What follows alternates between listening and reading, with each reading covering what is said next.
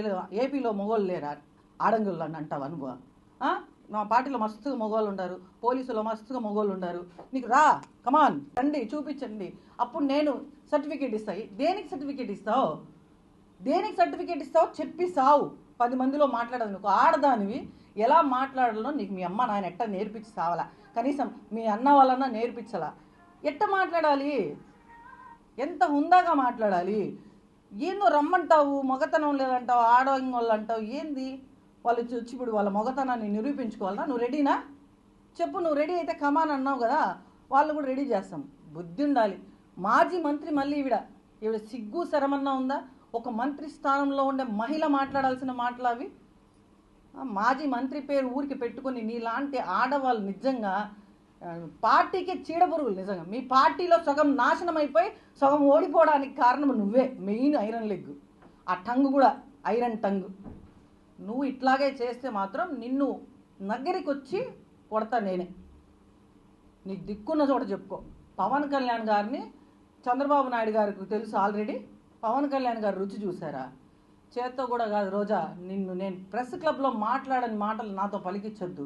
హుందాగా మాట్లాడే, ఏదైనా మాట్లాడితే ఒక ఆడదాని వేయండి, ఒక తల్లివి, అందులో ఒక బిడ్డకు జరిగితే దాన్ని కూడా రాజకీయం చేశారు. మొన్నటికి మొన్న అందరూ ఎక్కడ చూసినా కొండ మీద గుండు చేయించుకున్నందుకు లేడీస్ గుండు చేయించుకోలేదా?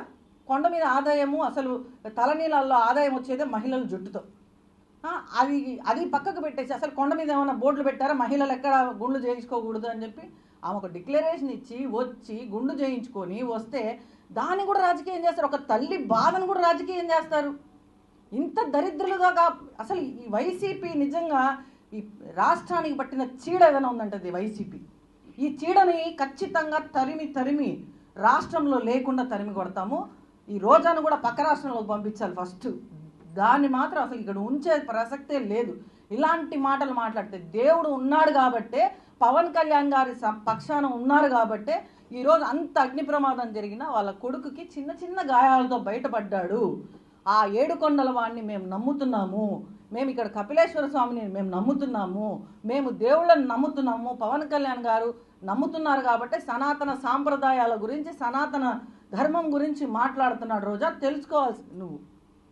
నీ ముఖానికి ఏదైనా గోవుకి ఒకరోజు పూజ చేసినావు, పెద్ద గోవుల మీద ఏదో నీకే అక్కర వచ్చేసేసి ఆడికొచ్చి గోవులు పూజ చేయాలి, మా గోవులు ఇట్టయిపోతున్నాయి ఏదో నీ మొహానికి నీ పెడత మొహం వేసుకొని నువ్వు మళ్ళీ మాట్లాడతావు. ఇంకొకసారి పవన్ కళ్యాణ్ గారి జోలికి వస్తే ఎట్ట కొడతానో ఇంకా మాకు తెలియదు. నోరు జాగ్రత్త పెట్టుకో, ఖబర్దార్ రోజా.